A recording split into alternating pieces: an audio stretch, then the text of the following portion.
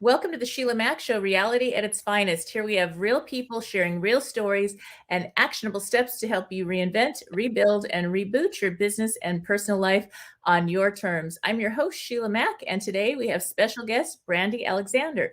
Brandy loves the challenge of teaching young minds. She is very excited that her writing continues to take her to new places. Who knows where the next creative adventure will lead? Growing up in an isolated area of the Texas Gulf Coast, Brandy Alexander found adventure, entertainment, and friendship within the pages of her many books.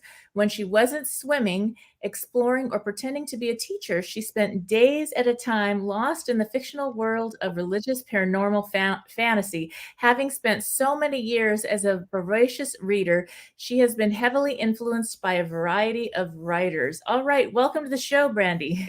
Thank you. I'm very, very excited to be here. And I like to start off by, this show actually started with my new best-selling book, Bootstraps and Bra Straps: The Formula to Go from Rock Bottom Back into Action in Any Situation. And we have experienced just about every situation and then some. So I like to start off by asking you if you have a time in your business or personal life where you experienced a tough situation and how you got back on track.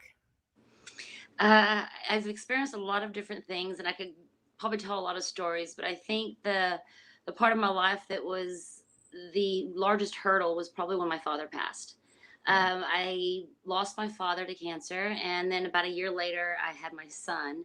And there was a lot of time period in there where it was hard to change what I thought the future held for me. My dreams of growing up and my father being there for me on my wedding day, and meeting his grandson and teaching him all the things that he wanted to. And so I began to realize, I think at that point, that no matter what our plans are, no matter what we think we need to have in life, that that may not always be what God has in mind. That may not be what our future holds for us. And I think I just began to really assess myself and see, what is it in life that I want to Mm, do that I haven't done. Time is passing, and I don't want to just be gone one day and there was nothing left of me behind. right. And I have dreamt my entire life of writing a book. It was something that Mm, I'd wanted to do since I first started reading. And I used to think, one day I want to tell a story that is as captivating as I feel right now. And so over the years, I probably started several, and I just never felt that connection.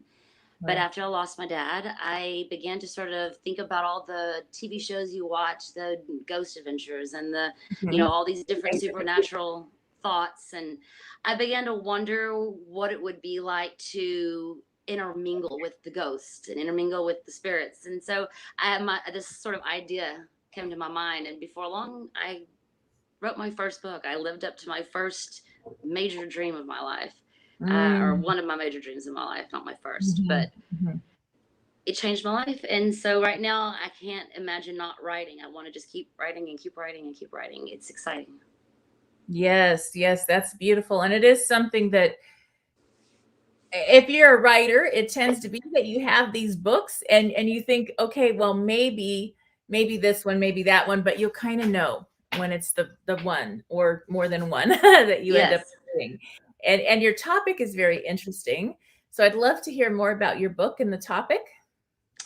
The title, here it is. I have a copy of it right here, and I have it in hardback and paperback. All right. Genesis, a paranormal alliance destined to fight the powers of darkness. Uh-huh. Completely fictional story. I just began to imagine, there's this guy who can see the spirit world. He can see the angels and the spirits, and come to find out demons. And his brother, along with some of his best friends that he's met along the way, are spirits themselves, and they live with him. And they're sort of the comedy of the book. They it can get serious, and so they bring that comic relief. Yeah. And they together have got to figure out where these demons are coming from, why they're there. They seem to have some kind of nefarious plan, and then how to get rid of them. Mm, And along the way, he sort of just follows the path and comes to find, faith in himself and his friends and God. And I don't know, it just felt like the right story to tell. It was mm, enjoyable. It was fun. It's just this big save the world thriller. uh-huh. But at the same time, there's a lot of connections that I made to the characters and the story itself. Now, what? what made you go toward that as far as that topic? What was it? Did you have experiences in your own life with all that kind of stuff, or did it just come to you? Well, Okay. what's kind of funny is that as much as I have read a lot of Christian books and spiritual books, I really tended, especially growing up, to stick to romances, to stick to Mhm. adventures, to stick to very supernatural. I liked anything that wasn't based in reality. If it was reality, it's because we lived reality. I didn't want to live it, I wanted to read about it. So I would have thought that, I might have even gone more of the supernatural romance. But after my father passed, I began to imagine what it would be like to be able to talk to his spirit or to be able to interact with a spirit. And I think that Mm, just sort of started the ball rolling. And then from that point, I just began to imagine like what kind of story hasn't been told 1,000 times. right. And I didn't want something where you're going to pick it up and you know how it's going to end. I want that to constantly be, how are they going to fix it? How's it going to end? What's going to happen? Mm. And I really do feel like I tackled that in this book. Everyone I've spoken with just gives me really good feedback. Nice, nice. Yeah, that's something that's really interesting. Now, I'd love to hear like maybe an example of more about like maybe your favorite chapter in that book. There's so many things that happen in that book, and there are literal surprises all the way to the very last page. Mm, But I think that the point in the book that I was the most excited to write, and I also probably found, I don't want to say difficult, but it was very challenging because it's a fight scene and it's the first time that there's a real physical interaction between the spirit world and the human world. mm, And I approached it, and what's so cool is that I've had people who have read it who told me this before without even me yeah. speaking to them. But I approached it almost like a movie camera, Mhm, and you can see what's happening in the fight. And as it turns, you would see each character. right. And I don't know, I think that that one was a really enjoyable scene because it's that first time where I feel like you want to stand up and just, yeah, get them. And those are the kind of books that I enjoy the most. Where you almost want to scream out loud. You're angry at the character, or you're excited for the character. And I think this book really does that. I enjoy reading it myself. Sometimes I'll start to look for something, and next thing you know, I'm engulfed in my own story. Yes, yes. I know I was also a reader from a young age, and I can remember reading books where I wasn't the type of reader that you read and you hear yourself reading in your mind. I don't Right. know. I wasn't like that. Like literally, I'd read a book, and once I got into it, it was like I was in the book. I was in the movie. I was like so experiencing it. And then I'd be like, oh my gosh, 4 hours passed or whatever it was. I've And lost myself in a book so much before I forget what room I'm in. I flash back when I open Mhm. my eyes, and like, oh yeah, I was sitting here doing this for that. Yeah. I'm Yes, sorry. and you yes, and it's just a wonderful thing because I think especially now we've lost the art of reading for a lot of people. I mean, I have my book on audio and there's everybody has the audio books, but there's something about literally picking up a physical book that's different. It's That's, tangible.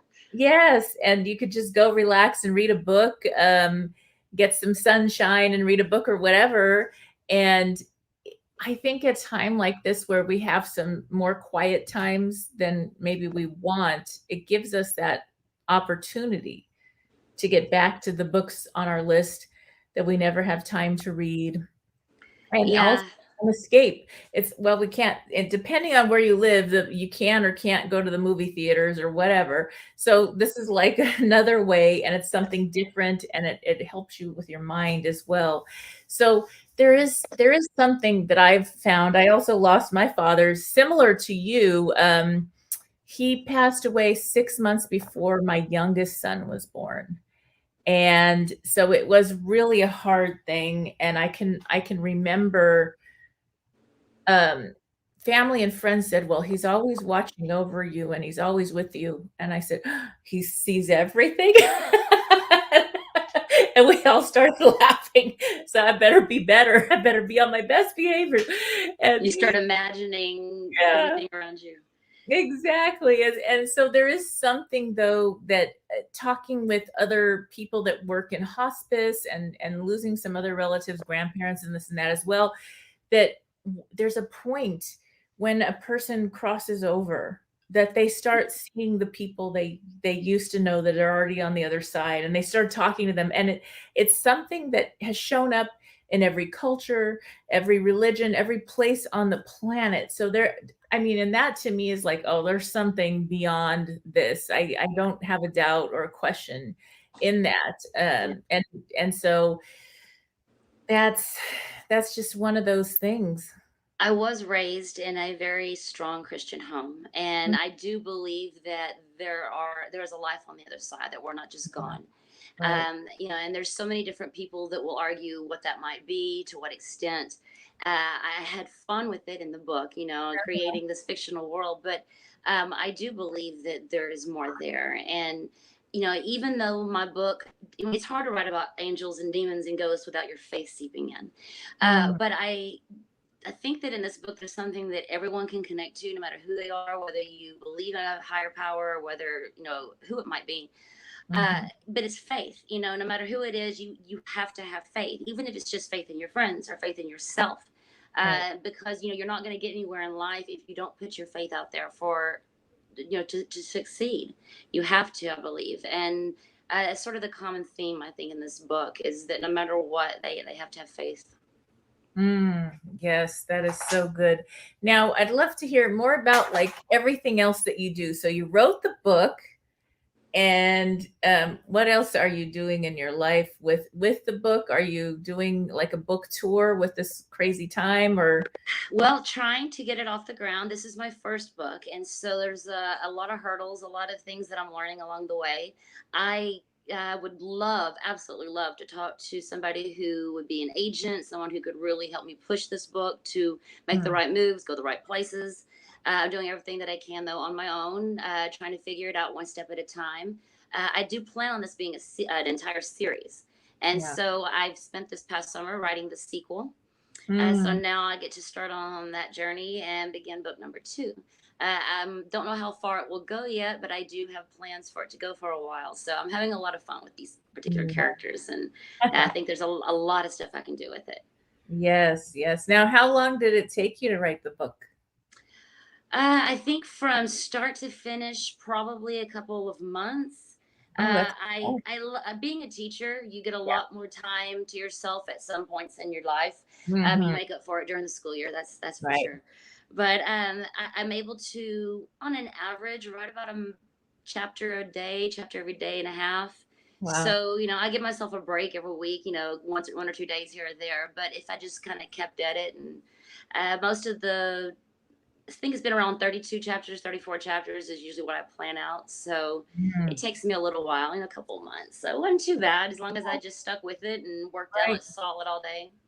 Mhm, But I have mhm. fun. I went on vacation recently, and I'm sitting on the beach literally with my computer in my lap and a drink in my hand and the ocean in front of me. And someone walked by and said, "You're crazy. You're doing work on the beach." And I was like, "This is fun. I'm actually relaxing. There's no distractions, nobody to talk to me. I'm enjoying myself. This is Yeah. what I actually want to do." I mean, my dream is to retire from teaching eventually and just travel and write full time. I would love that. Mm, yes, yes, yes, and that's something. Now, what do you teach? What subject or grades I or? lucked out. I got to do things that I absolutely love. I teach art and I teach theater arts. I teach both.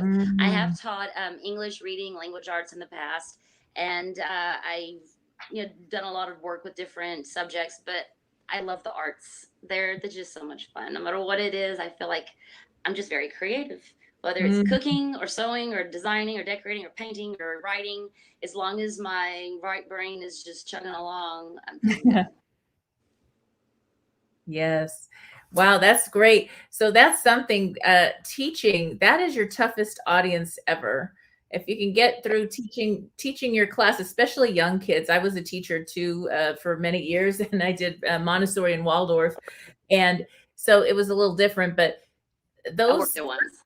those first graders are really a tough audience. Boy, I tell you, they'll tell you anything and they don't hold back. They will tell you exactly what's wrong or what you forgot or, and All the it stories over the yes, years. Yes, yes, I've taught all yes. the way from kindergarten through actually pre-K all the way up through high school. So yeah, it's They will do things and say things that you are not expecting at all. Mhm, And mhm. sometimes they're very insightful. They'll say something and it's just like, wow, I can't Yes. believe that he said that. Mhm. Definitely. What is that saying? Um, when the student is ready, the teacher will appear, and then the other half of that is, and when the teacher is ready, the student will appear. Right. Those little students, they'll teach us so much Can I give about a shout out life. to my school? I told Oh, the kids. yes, please. All right, Elkhart. I just had Elkhart High School, All Elkhart Middle School. right. Sorry, my son just graduated. I've been saying high school for the past 3 weeks. But yes, my just want to give a shout out there to my kids. Say hello to everybody. Hello, everyone. And yes, this is so important for parents listening in. What do you suggest to get your kids to read, to get them past reading as an assignment and to really grow the love of reading? I've personally, for me, I think you just have to find the right book. There has to Mhm, be something of interest, something that's going to grab them. And for every kid, it might be different. You know, one person might want to learn how to build a boat, and another person may want to read about magical kingdoms. mhm. But there's something out there that's going to pique the curiosity. And if you can get the right book and you get them excited about reading, you make them love what they're reading, then they want to read another one, and they want to read another Yeah, one. yes. I firmly believe that when the Harry Potter series came out, it rejuvenated the reading. I mean, it was kids that didn't even never wanted to pick up a Mhm. book, suddenly Right. wanted to find every book they could that was similar to that book just because. Mhm. So I think it just takes that one genius book that's perfect for that person, and the next thing you know, they can't get enough of it. Oh, yes, that's so true. And there's something to, even as an adult, I have 6 children. They're all grown now. And I adopted 3, and so they're this blended incredible family. And one of the things, because I always read and we had like a reading time together when they were little and all this, it's something that they still read. Yeah. And in fact, I told them I'm doing an audiobook for Audible, and they said, "Wow, is that like for people that are blind?" And No 'cause one's ever heard of that. it wasn't even like a concept that you could listen to a book, and now they all listen to the Audible too, but it wasn't really like a concept to them because they read so much. And so that's really been a gift for sure. And especially during this time now, are you doing online school as a teacher or in class? We did last year, the whole year, but right now we've been in class. I've got a couple students who are out sick, so when they go long term, I'll put them in the Google Classroom. But Oh, other than that, we've been doing it in the class. So, which yeah, is much easier for art, I gotta say. of course. Yeah, Right. yeah, art and theater, you can only do so many assignments online before you start Mhm, needing to be in person. So, mhm. I was really, really happy to be able to see my kids again and to just be in the room with them again. Yes, now I have a couple adult kids home that are doing the online college, and That's now mine in yeah, here. and I have one that actually the college is open, so they get to go, but now they just announced that in the spring, they may have to close again. Oh, So no. I'm like, and we'll be back to on demand or online or whatever, and Right. so it's awesome, but, it's difficult, for children and parents. What advice do you have for children and parents listening in as far as that goes?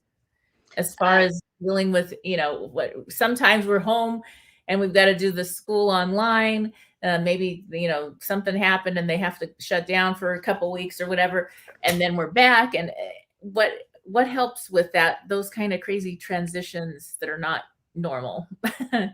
I think having as many things you can rely on as possible. You know, certain things that you do a certain time of day, certain place, because when you don't know where anything's going, when you don't know what tomorrow holds or what's going to happen, Yeah, if you know that, you got a regular schedule as much as you possibly can, I think that helps, especially younger kids. You know, they know what time mhm, to eat, they know what time to go to bed, what time to take a bath. Those things are always part of it. But when you lose knowing that tomorrow you're going to school for sure, yeah, or that you're going to see your friends next week, or that you're going to be able to even have a birthday party and invite anyone, mhm, I think that that can start getting kids down. But being able to rely on knowing that, hey, I'm always going to have this, I'm always going to have that, right, can help them overlook some of that, can help them get through. that's true. Now, was there like a moral to your book story or Well, like I said, faith is a theme throughout that book. And I guess if there's a moral at all, it's just that, if you're going to make it in life, if you're going to get anywhere, if you're going to be able to achieve your dreams, even the smallest ones, and sometimes it's just getting through your day. You got to have faith that, hey, my loved one's at home and make me dinner, or faith that at the end of this week, uh, here's a weird faith, but my favorite TV show is coming out finally again. Mhm, Just things you can look forward to, mhm. because if you get held down by all the problems you're having and all the work and all the money and all the issues and relationships, and you stop looking for the fun in life, you stop looking for those little things to look forward to, and sometimes that's all it is. You just know you're going to go home and cook your very favorite meal, or Right. you are excited about someone calling on the phone tonight because you want to hear how their date went. Whatever it is, you got to find what those moments are, or sitting down with your favorite book, Yeah. carving out that me time for just a little while so that you have something to look forward to. And that way, the hard stuff, maybe let go of it a little bit. Yes, yes, that's so good, so important. And going back now, if you could go back to when you were a young girl, what advice would you give yourself? Uh, Professionally, you think, or really Whatever, in that life? you would just like, "I should have told myself," or if I could go back and just talk to me at 10, what little bit of advice would I give me? Not to take everything to heart. Mm, I went through a lot. I think through my junior high years, I struggled with being accepted by my peers. I was very introverted, and I think those few times when I put myself out there, it wasn't responded to well, and so it just drew me further and further inside. And it mm, wasn't until I really thank God for my family, for both God and my family, because they got me through some really hard times in life. But mhm, I think now I look back at that, I went through that so that I would be who I am now, because without that, that's who I am. If I could go back and talk to myself, though, it would be not to take so many things to heart, to let things mm, go, right, to not worry about what everyone else thought about you, but to do what you like because you like doing it. yeah, I find now that to be a very attractive quality in friends and people that I know is just them being sure of themselves and what they like, and not letting somebody else's thoughts or viewpoints mar their own, to stand behind them, and like who they are. right, Yeah. yeah, that's so important, and for myself, I grew up in an area where I had a lot of elders. I mean, like 70, 80, 90-year-old people that they were around me a lot and they were my friends too. And, we'd have them for Thanksgiving dinner or Christmas dinner because nobody, their family wasn't around or whatever. And so that was kind of that they were like my adopted grandparents. And one thing about them, they were all well to do. They had this beautiful life. They had these incredible stories of what they went through. Some of them went through the pandemic flu, believe it or not. They were little kids at the time, but they went through it. And you hear all these stories. And it was so beautiful because they had gotten to the point in their life where they didn't give this flying duck about anything, other people's opinions, and they valued our friendship. But it wasn't about what you wore or what you looked like or whatever it was about who you're being and all you're doing. It was, and they were really honest about where they were at, and they just lived and loved fully, and those were my mentors in life. And I think it's so important that at a young age, if our kids can hear this with a lot of pressure at school and in the media to be something that's not even realistic. Yeah. That they see Uh, something that's airbrushed, or yeah. pinched in the back and held together, and they think that that's the way it's supposed to fit everybody, and in reality it doesn't even fit the model like that. I know. Yeah. Oh, I mean, I have people I see that they're already beautiful and perfect, and they airbrush so much of it. Is that a person or is that a cartoon? Because I get so tickled too, and it's amazing how much an inner beauty will shine on the outside, but the right. same goes for an inward ugliness. That, Mhm. the physical side can be absolutely stunning, but you get to know them for a while, and suddenly they're just not attractive. You start to see all the little things that just irritate you because they don't have a good personality. But Yeah. you get around somebody who may be physically what people might say flawed, but you don't even see that because all you see is this sparkly, vibrant, happy, Mm. joyous, self-assured person. And Yeah. it goes so much further in life. Mhm, mhm. That's true, because then if you're coming from an ugly place, I don't know, gossip or saying mean things about other people, whatever, it's ugly. And then people know, well, I'm not gonna tell that person anything because she's gonna tell or he's gonna tell everybody else, or it's a drama king and queen Hmm. situation. And it's not something you really want, and it's important. I know Tony Robbins says we're the direct reflection of our peer group. And so that's important too, to make sure that we surround ourselves with good books, with good friends, mentors. Like, I was this young girl and I had these incredible older mentors that I really honored their wisdom. And Right. you know what I mean? And they were like, they were my guy. I was so sad over the years, as you lose people, because they contributed so much. They were so much a part of my life, and I made sure my kids got to spend a lot of time with them too, because they had more wisdom than I could give them. And it was just Yeah. something important. I wanted them to have that.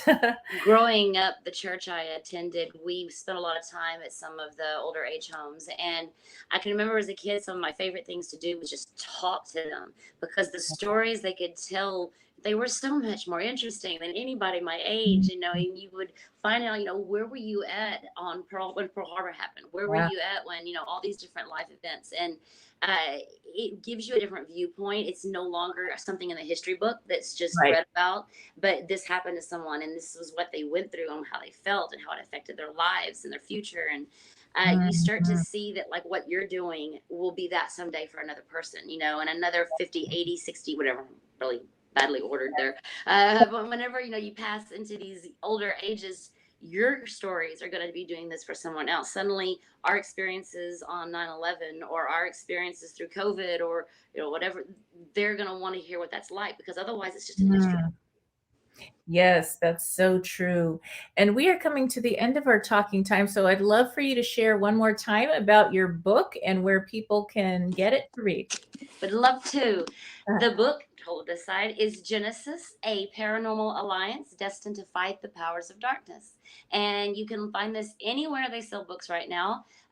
Amazon has it on sale. Walmart has it on sale. Target, Goodreads, Barnes and Noble, just about any place you want to find it, you can look for it, or you can look for it on my website, brandyalexanderbooks.com or brandyalexanderbooks@yahoo.com.